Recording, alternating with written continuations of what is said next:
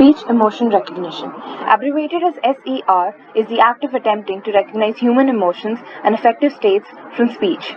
This is capitalizing on the fact that voice often reflects underlying emotion through tone and pitch. This is also the phenomena that animals like dogs and horses employ to be able to understand human emotions. SER is tough because emotions are subjective and annotating audio is challenging. For this project, we'll be using the Python library called Librosa. What is Librosa? It is a Python library for analyzing audio and music. It has a flatter package layout, standardizes interfaces and names, backwards compatibility, modular functions, and readable code. Now we'll talk about the dataset we are going to be using for this project. The dataset we are using is called RAV-DAYS database.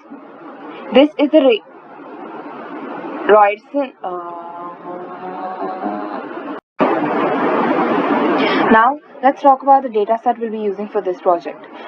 The dataset we'll be using for this project is called the RAV-DAYS dataset. This is the Ryzen audio-visual dataset of emotional speech and song dataset, and it's free to download. This has 7,356 files rated by 247 individuals 10 times on emotional validity, intensity, and genuineness.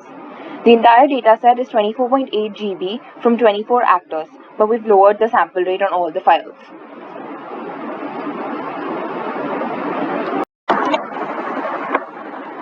Now, let's look at the code. First and foremost, we will make the necessary imports like Librosa, Soundfile, Pickle, Glob, NumPy, and many more. Then, we'll define a function called extract feature to extract the MFCC, chroma, and MEL features from a sound file. These functions take 4 parameters: the file name, the 3 Boolean parameters for the 3 features. The 3 features stand for: MFCC stands for MEL frequency set triple coefficient, represents the short-term power spectrum of a sound. Chroma stands to pertain to the 12 different pitch classes, and MEL stands for MEL spectrogram frequency.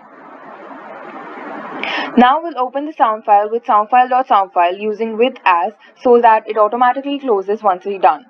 Read from it and call it x. Also get the sample rate. If chroma is true, get the short-term Fourier transform of x. Let the result be an empty NumPy array. Now, for each of the 3 features, if it exists, make a call to the corresponding function from librosa.feature, example librosa.feature.mfcc for MFCC, and get the mean value. Call the function hstack from NumPy with result and the feature value and store this in result. Hstack stacks arrays in sequence horizontally in a columnar fashion. Then return the result. Now, let's define a dictionary to hold numbers and emotions available in the dataset and a list to hold those that we want.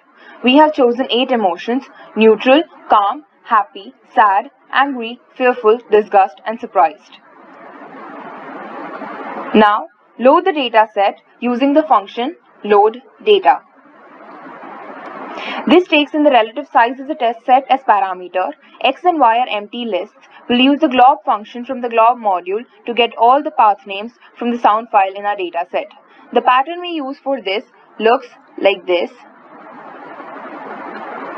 because our dataset looks like this. So for each such path, get the base name of the file, the emotion, by splitting the name around a slash and extracting the third value. Using our emotions dictionary, this number is turned into an emotion and our function checks whether this emotion is in our list of observed emotions. If not, it continues to the next file. It makes a call to extract feature and stores what is returned in feature. Then it appends the feature to X and emotion to Y. So the list X holds the features and Y holds the emotions.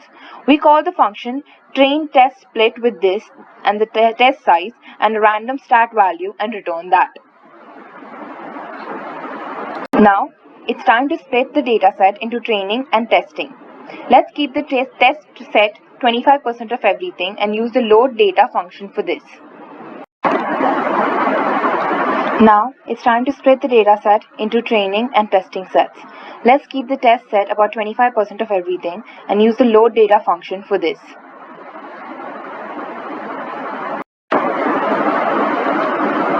Now, we'll observe the shape of the training and testing datasets and get the number of features extracted.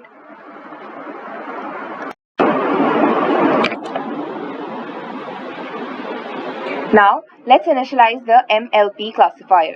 This is a multi-layer perception classifier. It optimizes the log loss function using LBFGS or stochastic gradient descent. Unlike SVM or naive Bayes, the MLP classifier has an internal neural network for the purpose of classification. Then, we'll fit or train the model and predict the values for the test set.